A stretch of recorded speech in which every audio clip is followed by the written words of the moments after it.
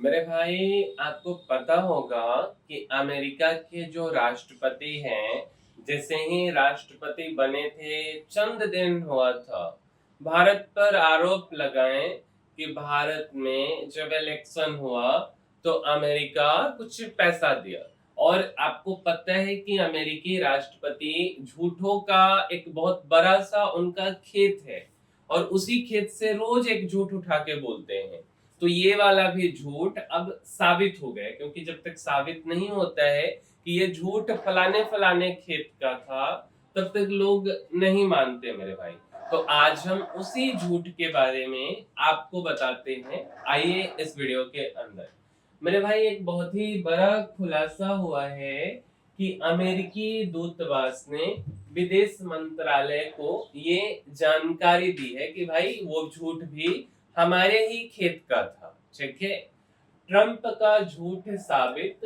भारत में चुनाव के लिए अमेरिका से नहीं मिला कोई फंड। ठीक है। अब बड़ा खेती ये लोग करते हैं ना।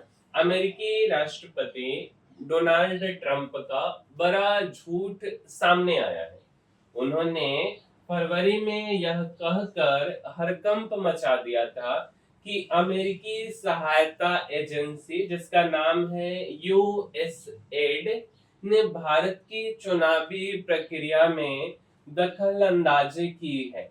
यूएसएड ने भारत में मतदान बढ़ाने के लिए 182 करोड़ रुपए दिए। ठीक है। अब इस पर अब अमेरिकी दूतावास ने स्पष्ट कर दिया है कि उन्हें ऐसा कोई फंड, मीन्स भारत को ऐसा कोई फंड न तो मिला और न उन्होंने, मीन्स अमेरिका ने, किसी को दिया। दरअसल ट्रंप के बयान के बाद विदेश मंत्रालय ने दूतावास से 10 साल में भारत में अमेरिकी मदद का ब्यौरा मांगा था। 2 जुलाई को दूतावास ने दिया, जिसमें 2014 से 2024 तक भारत में यूएस एड फंडिंग का डेटा, उसके भागीदार, उद्देश्य शामिल है। दूतावास ने बताया कि इस दौरान कोई फंडिंग नहीं हुई है मेरे भाई। यूएस एड 3 साल में तिब्बतियों की शिक्षा और विकास के लिए 255 करोड़ रुपए अमेरिका से मिले। मेरे भाई, दूतावास द्वारा उपलब्ध कराए गए दस्तावेज बताते हैं कि 2021 से 2024 के बीच यूएस एड के जरिए कुल 397 करोड़ रुपए भारत में दिए गए। यह मदद अमेरिका के साथ यूएस एड के को लेकर पहले से हुए 7 समझौते के तहत दी गई।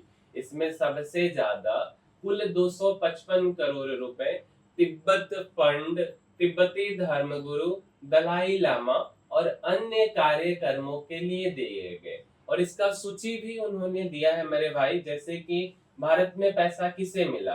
तो दक्षिण Tibet fund, Dalai Lama, central Tibetan relief committee, Tibetan children education and welfare और तिब्बती हेल्थ एसोसिएशन आदि। इनको 255 करोड़ रुपए मिले। और यूएस एड से क्यों पैसा मिला? तो मेरे भाई, भारत और नेपाल के तिब्बती समुदाय के सामाजिक, आर्थिक, सांस्कृतिक मजबूती के लिए, तिब्बती युवाओं के उत्थान, जीवन यापन को बेहतर बनाने, गरीब तिब्बती बच्चों की शिक्षा के लिए, स्कॉलरशिप आदि के लिए ये पैसे मिले।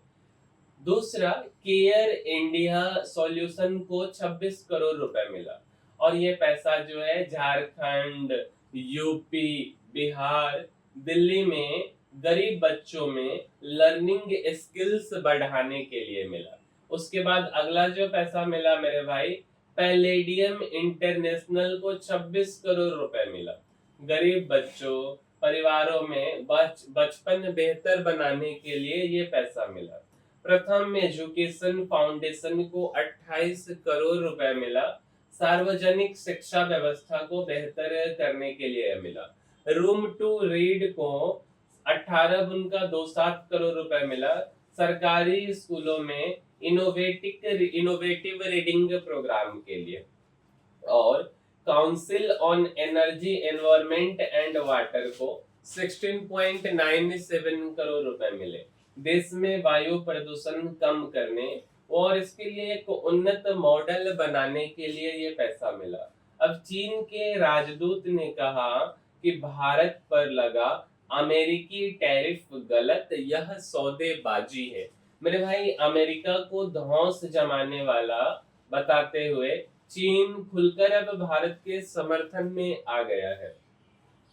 गुरुवार को नई दिल्ली में चीन के राजदूत, जिनका नाम जू फेई होंग है, उन्होंने कहा कि अमेरिका टैरिफ को सौदेबाजी के हथियार के रूप में इस्तेमाल कर रहा है। उसने भारत पर 50% तक टैरिफ लगाया है। चीन इस कदम का कड़ा विरोध करता है और भारत के साथ मजबूती से खड़ा रहेगा। हम चीनी बाजार में अधिक भारतीय सामानों के प्रवेश का स्वागत करेंगे मेरे भाई। पुतिन से मिले जयशंकर, बोले रूसी तेल के सबसे बड़े खरीदार हम नहीं चीन है। विदेश मंत्री एस जयशंकर ने गुरुवार को मॉस्को में रूस के राष्ट्रपति व्लादिमीर पुतिन से मुलाकात की।